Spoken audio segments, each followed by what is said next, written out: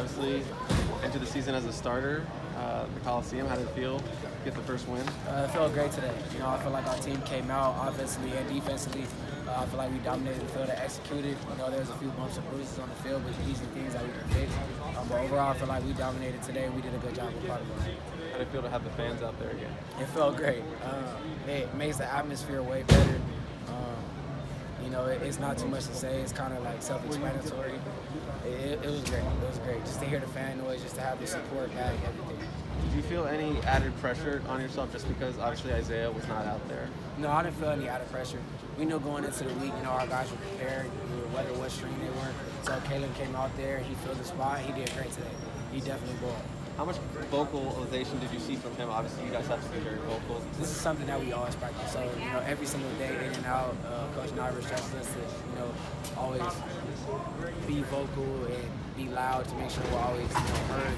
Like that, make sure communication is always key. So just with that, he's used to it. He would do it every day, in and out of practice. He was doing good. What was your vantage point of Greg's pick six? That's my dog. It's crazy, like, me and him manifesting all the time. He was manifesting all week. He was saying, I'm going to get one, I'm going to get one. And he was saying it today. He said, I'm going to get one, I'm going to get a pick, I'm going to get a pick. And he went out there and got one. He did exactly what he said he was going to do.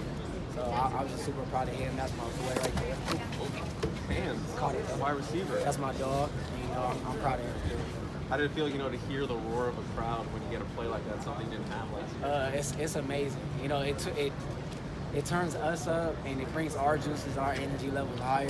Just to know that it's kind of like extra players on the field. We go to the sideline, we get all the high fives, the congratulations, all that. But when you hear it in the crowd too, it's like everybody is one big family congratulating. So when you just hear that, it carries the momentum forward. It gets the offense going.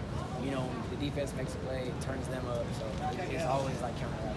You guys only give up 7 points. Did San Jose State bring actually pretty much what you expected? Did San Jose State bring offensively pretty much what you expected? They did. And, I feel like we just game plan and we focus hard. They're a really good team. They got physical backs. They got good receivers and a good quarterback.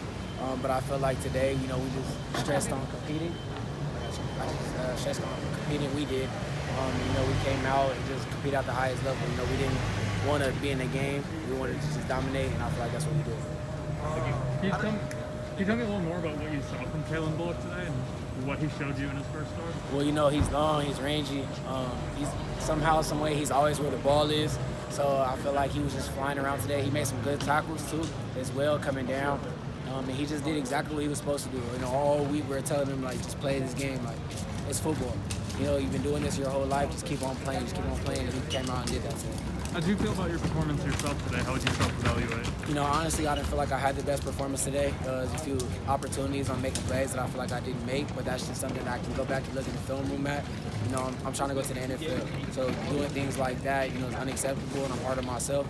So to be able to, push forward and be able to put myself in those positions, I got to be able to make those plays. So I'm going to go in the film room, I'm going to study, I'm going to come back on, during the week, practice this week against Stanford and just go harder. You've been waiting so long for this moment, to be the #1 guy going into the season. How did it feel when you were standing out there for the first play as the starter? It felt great, but it was nothing that I could get too high on. It's something that I expected myself and that I worked towards. So it wasn't something that could let me get riled up or, get me out of my element. I just had to continue to do the stuff that I do day in and day out at practice. Obviously there were some bumps and bruises today that I had to get out, but it'll be fixed, and I will continue to be that, that first guy that everybody expects. Did Isaiah give you any advice? Obviously, him not being there to you. I wouldn't say not too much advice. More so, just him motivating and encouraging. It's stuff that we do every day. So us being in the meeting rooms together and being on the field, we always communicating. And more so, he was just like, go out there and do what you do today. Just play your game, and it's all gonna work out.